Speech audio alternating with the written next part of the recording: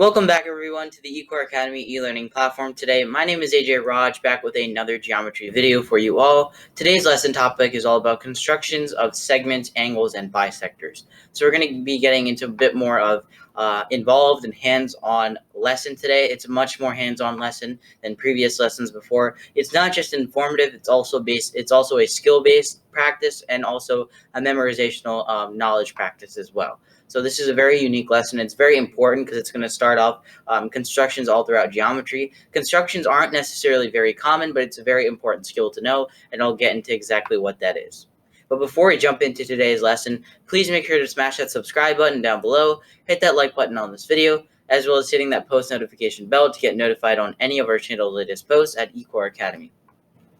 The whole theme of today's lesson is to discover what are some basic divisions and constructions of angles and line segments, and what are their properties. So today we're going to be looking at congruent segments, angles, and also segment bisectors, as well as angle bisectors. So I'm going to be talking you through exactly what their properties are, some of their relationships that they have on a geometric level and an equational format, and then I'll actually be doing a hands-on drawing with you, actually conducting what's going to happen and what it's going to look like, each property of these constructions. So let's go right into it. So let's look at all about construction. So today's lesson topic is mostly on constructions. So let's focus on merely what constructions are before we actually start to conduct constructions with our given figures. So let's look at what are constructions. Constructions is basically, by the definition of geometry, is a method of creating geometric figures without the benefit of a measuring tool. So in essence, what you're doing is you're using paper, pencil, a straight edge without marks, and a compass that are used to actually make a figure. So when you're creating a geometric figure throughout a construction, you're not given the benefit of units of measure. So you're going to have to calculate it through methods of equality, and you have to prove it to the extent that it is always going to be true. So what you're going to do is, say, for example, you're trying to create a congruent line segment. You have to create a line segment with an equivalent length without being able to measure the line segment's length itself. So you're going to have to use different properties with the given tools, which are paper. So, a regular sheet of paper will do just fine.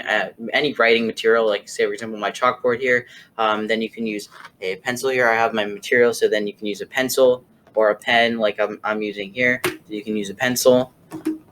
You can use a straight edge without marks. So basically what a straight edge is basically you can take a ruler that does not have marks on it, that does not have measurements on it, and it's basically any surface with a straight edge on it that you can use to draw straight lines.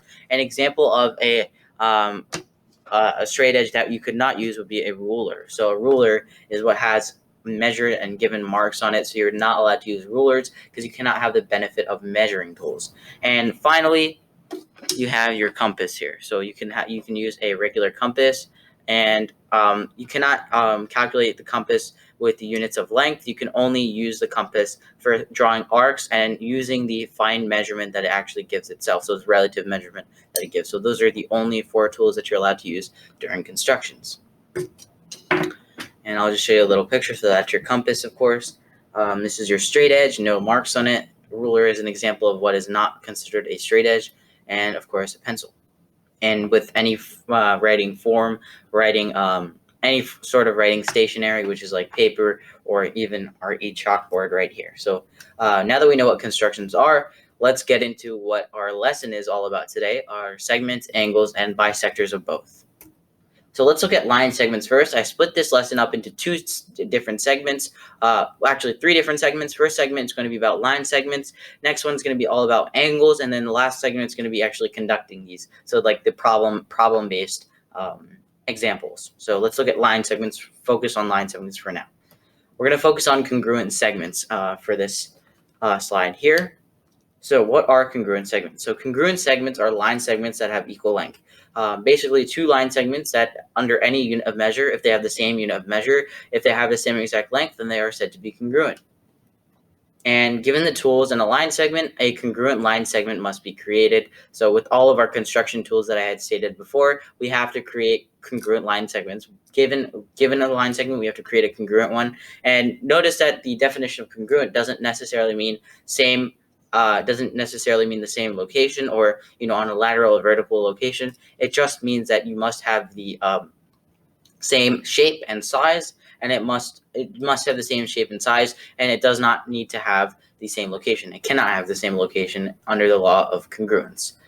So you're just trying to create a congruent line segment, and in the case of a line segment, since it's does not have dimensions to it, it only has length to it, does not have width to it. The line segment, you will only need to account for the length and not the width of it. So I'll just draw this here. So if you were given in any problem, you're given line A like this. You're given, oh, excuse me for that. Sorry. My hand kind of slipped off. If you're given line A like this, and that was the problem. They said construct a congruent line segment. So you're going to say congruent segment. And what you're going to do with your tools is, the only two tools that you're going to need for this are your compass and your straight edge, and you're going to need to utilize all your tools. I apologize. So what you're going to do is you're going to take your compass, and you're going to put the point on one edge, and then you're just going to connect. You're going to say, for example, this line here is your compass. So you're going to use your compass. You're going to stretch it out so that it comes across both ends, basically both sides of the line. So you're going to calculate the whole distance of the line, and you're going to put that here. And with that same, before you do that, I apologize. Before you do that, you're going to put a single point in space. You can choose any point that's outside of this line here. You can label that point A, or let's label that point A prime.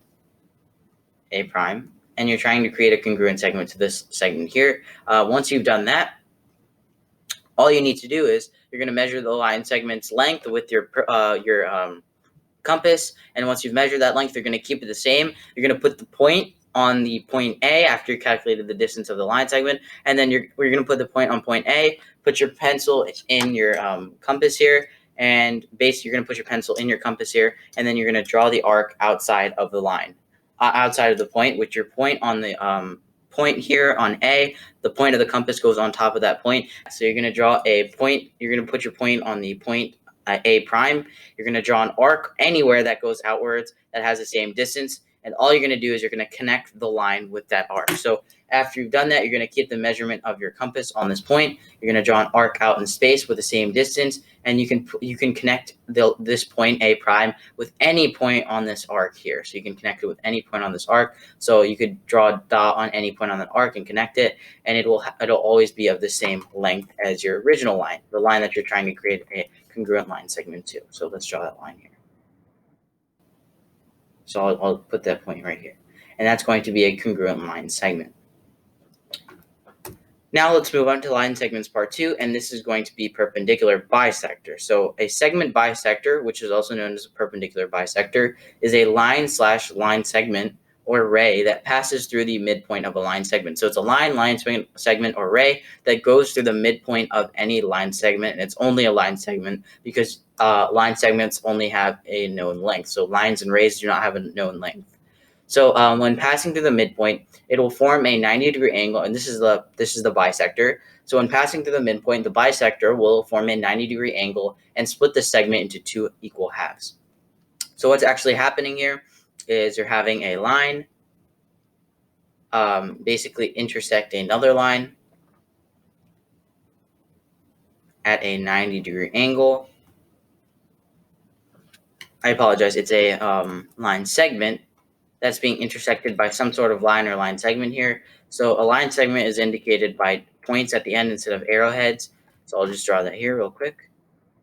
Points here.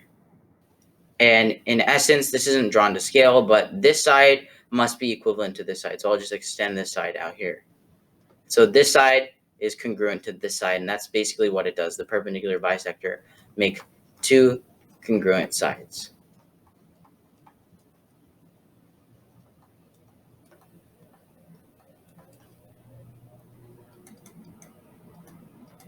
All right, and there's a process in which you use your compass. You can calculate the edge worth of the line, and then you can create equivalent arcs to actually create the bisector, and I'll show you that later because it's a much longer process. I'll show you that on pencil and paper. Now let's look at skew lines. This is a bit of an addition. We're going to look at properties of skew lines. So skew lines are lines that do not intersect and are not in the same plane. So I'm just trying to show you here that skew lines cannot be applied into our geometric concept here, because lines are two lines are going to exist on the same plane, meaning the same 2D outlook. Skew lines are basically two different lines that are on two different planes. So you cannot calculate their properties in geometry as such, but as skew lines do seemingly intersect, they maintain no linear relationships and are only referred to in Algebra 2, where you have an XYZ coordinate plane. You have the XYZ coordinates, meaning it revolves around 3D relationships. So we're only looking at 2D relationships, therefore skew lines do not apply for us. So that's like saying that line P and line W intersect. Well, they do technically intersect on a 3D outlook, but not on a 2D outlook, and we're only going to refer to a 2D outlook in geometry for now. Now let's move on to angles. So we're going to look at congruent angles. Congruent angles are angles that have equal measure, as simple as congruent segments. So angles that have the same measure in degrees, same unit of measure. It cannot be one cannot be in radians and one cannot be in degrees if they do not have a converted scale that are equivalent to each other. And congruent angles have the same exact measure with no relation given to the rays that create it. So all that's happening here is you're saying you're trying to create two angles that are of the same length. And now we know that rays create an angle. So let's just draw it out an angle right here. So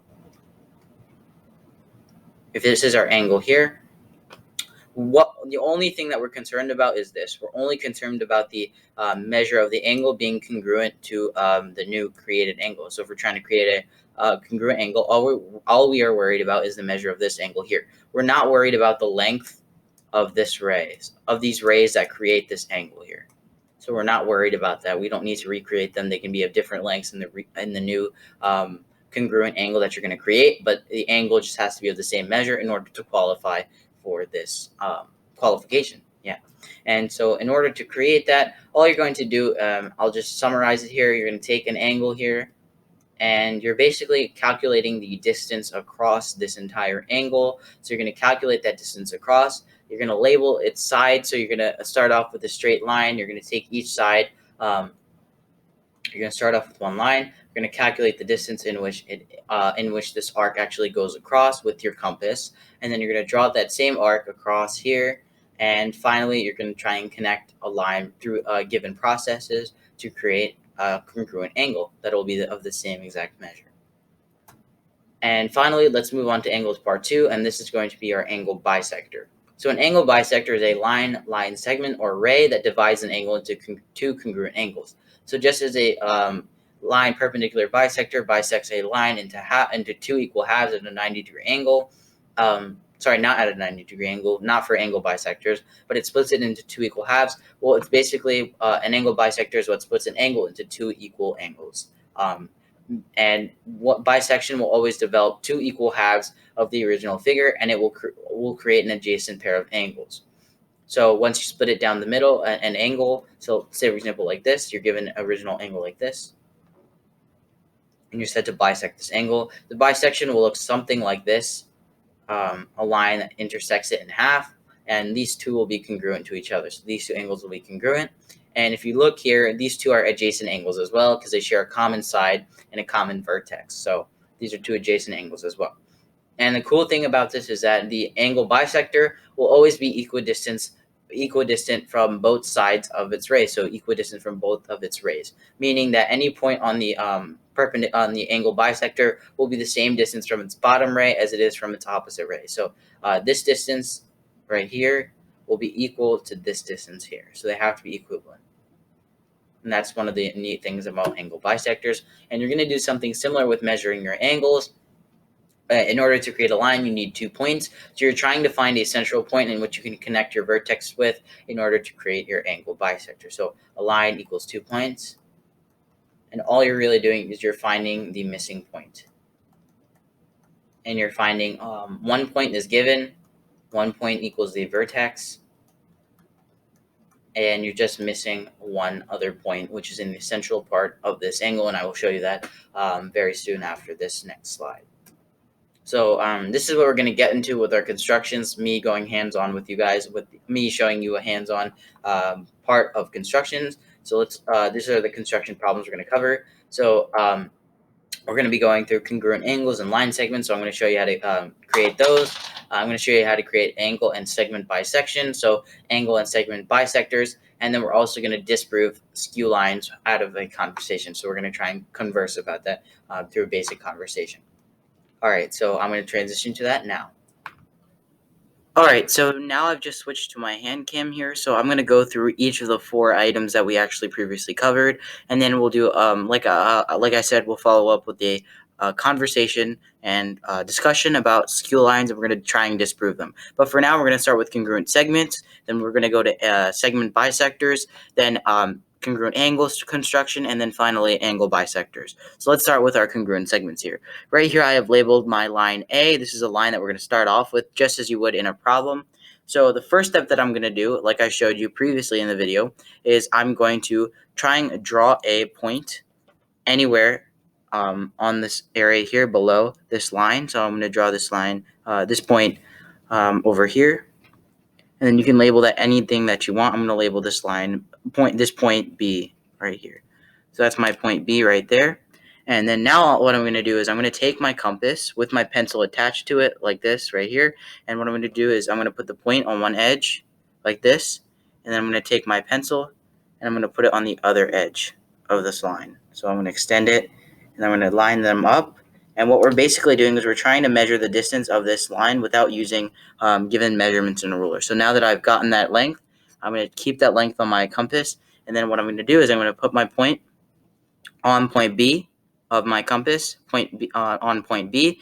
I'm going to take my pencil tip and I'm going to strike an arc on the outside of B. So I'm going to strike an arc somewhere outside here.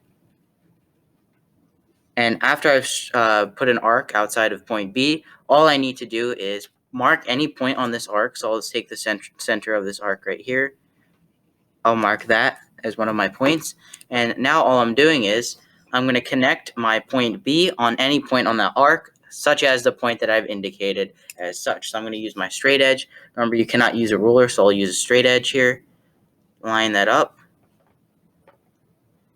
perfectly with my point.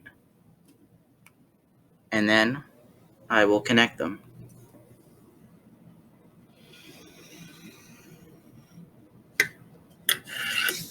And now our line B, after our geometric construction and by the laws of geometry, it must be congruent to line A since we've conducted this construction properly. So that's a thumbs up for us.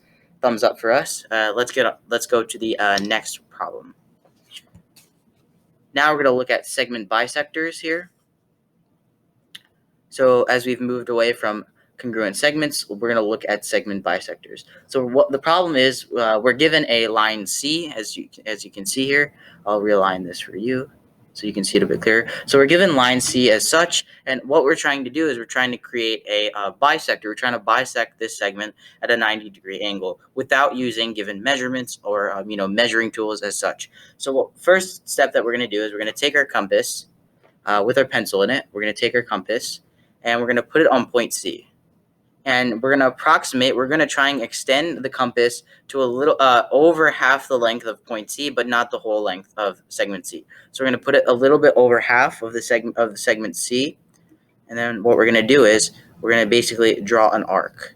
So I'll take the tip of my compass and we're going to draw an arc across this line like that. And now that we've drawn that arc, what we're going to do is we're going to then place our point back on the other opposite point, and we're going to keep it as the same length as we did previously. We're going to line it up with the bottom of this arc, and we're going to create another arc like this. And now as we've done that, I'm just going to extend this arc just a little bit. So now that we've done that, we have 2 points of intersection, one here and one right here. So we're going to draw points at the intersection of the arcs right here and right here. And finally, what we're going to do is we are going to, let me align this again. We're going to take our straight edge here, no ruler marks on it, and we're going to line it up and we're going to connect those 2 points together. So I'll do that right here. line those 2 points up exactly, make sure that they're accurate, and then we're going to connect them together.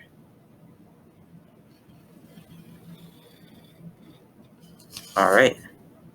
And now we have I'll make this a line, but this can be a line, array, or even a line segment.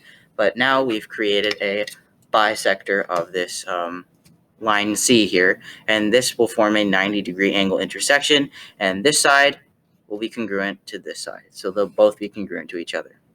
All right, now let's move on to our angles. We'll move on to our angle identification. So let's start off here with our congruent angles. So we're going to start off by identifying congruent angle, and we're moving on to angles. So if you're looking at this angle here, we can give it any name that we want. I left it blank because identification in this process is actually not important, because we're going to be just creating a congruent version of this angle, but we can label it angle A, just for the sake of it, just for the purpose of this lesson. So now that we've labeled that as angle A, we're trying to create a congruent angle to angle A. Now remember, by the laws of geometry, congruent means it has to be of the same size and same shape, but it does not have to have the same position. It cannot have the same position. So we can put this angle anywhere we want. That's why the first line that I'm going to draw, it doesn't matter where it is, but the second line that I draw will be the determining factor in which represents congruent, whether or not our new angle that we create is going to be congruent to the original angle, angle A. So I'll draw any line. You can draw a line with your straight edge. It can be anywhere. It doesn't have to be anywhere specific. And remember how I said the length of the rays does not matter, so I can draw a line of any length that I want. So I'll draw a segment right there, and then let me draw the little arrowhead here to represent that this is a ray, and I'll draw the little point here just to further represent that this is a ray. And then next what we're going to do is we're going to look at that ray right here, and what we're going to do is we're going to measure, we're going to use our compass for measurement yet again. So I'll draw the vertex right here of this angle here. And what we're going to do is we're going to take our compass here and we're going to put it to a specific given length. And all we're going to do is we're going to basically strike an arc across this angle here. That's all we're doing. We're trying to strike an arc across this angle. So let me just get my hands together. We're striking an arc across this angle.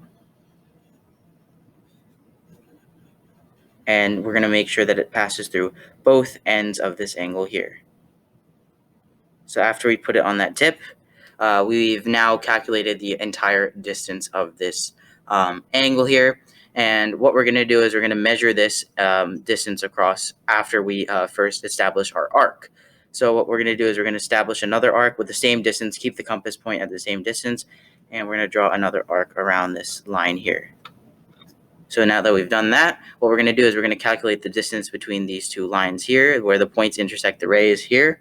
So I'll line up my compass here. And we have our distance here. So you're going to keep that distance on your compass. Right there, I've got my distance. So it's basically me lining up these 2 points together right here. And now that we've got our distance, we're just going to merely put a point where the distance meets. So right here, we're going to draw an arc here. And after we see that the arc intersects the line at this point, we can draw that point right then and there. So I'll draw this point right here, right over here.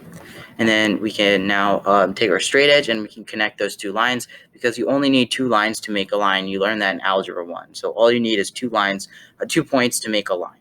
So I'll get my straight edge ready, and then we'll connect these 2 points together.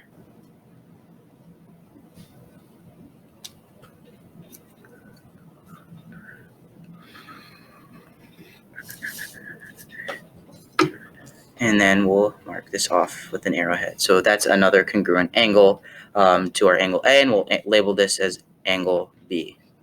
So these two are congruent. So I'll just show that these two are congruent angles.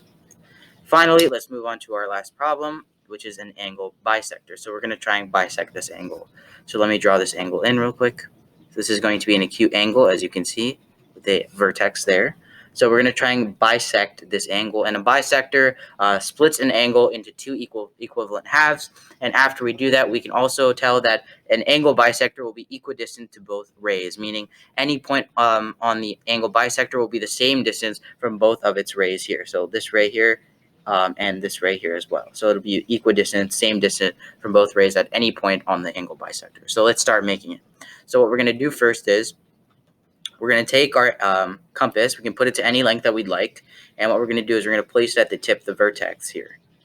And after we've done that, we're going to put an arc on. We're going to draw a giant arc that encompasses both rays. So it's going to take over both of these rays. Just make sure it's big enough to take over both rays with that arc.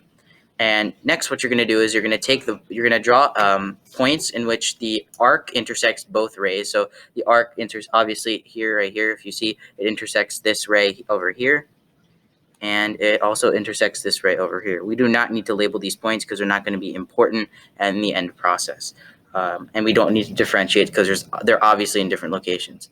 Now, what we're going to do is we're going to take our compass point, and anywhere in the center, we can make it small enough so that we can draw an arc anywhere in the center of this ray, of these two rays intersection. So, I apologize for that. Let me erase that real quick. My finger slid off. So we're going to put our compass point in the center, and we're just going to draw an arc on the interior of this angle. So I'm going to extend this a bit.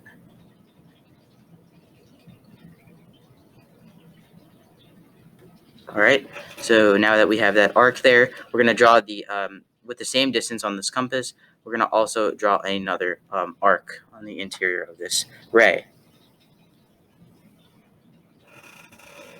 And what you're going to want to try and do is make the arcs so that they are going to intersect each other large enough.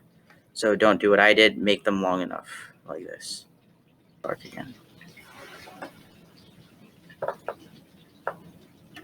Okay, now that we've drawn that arc, I'll just clear up this little line here.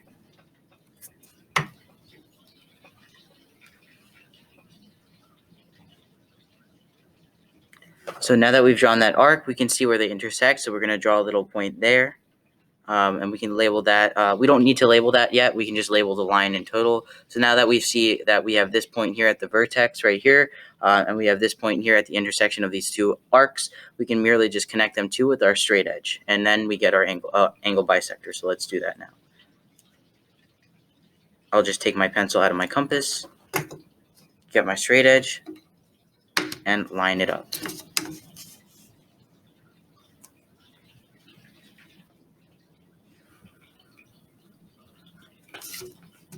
All right.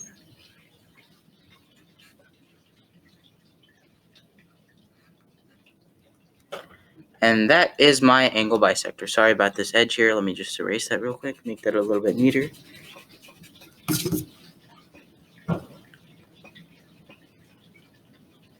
So that is my angle bisector of this given angle here. So just clear that off. So that's our angle bisector, and that's how you illustrate and create an angle bisector. Fairly easy process after you get used to it. Sometimes it's a bit difficult with the compass, trying to get handling with it. As you can see, I had a little bit of difficulty with it, but of course, we got through it. And yeah, that's how you connect your angle bisector.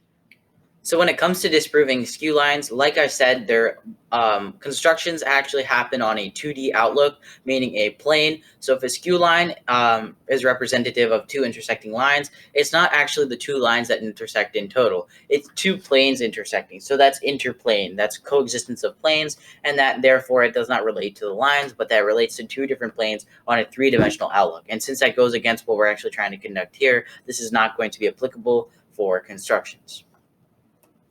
Alright guys, so that'll be it for today's video. I hope you guys enjoyed. Please make sure to smash that subscribe button down below, hit that like button on this video, as well as hitting that post notification bell to get notified on any of our channel's latest posts at eCoreAcademy. Once again, please take notice to our website at eCoreAcademy.org. Get full unlocked access to all of our videos organized in course studies with integrated note sheets, quizzes and worksheets to go along with each and every single video. Once again, organized into different course studies, all there and organized for you to see. And we also have many other different perks, event details, and it's completely free. And all you have to do is make an account in order to get all unlocked access to our bonus there, held right there. We also have all of our contact information, but our email is always available at eCoreAcademy@gmail.com if you want to email us or ask us any questions. And please visit all of our socials in the description box below. We have our links down there at Facebook, Twitter, and Instagram. Please check us to follow down out there and see what kind of content we have there as well. Once again, guys, I hope you all enjoyed, and this has been AJ, and I will see you guys in the next one. Peace.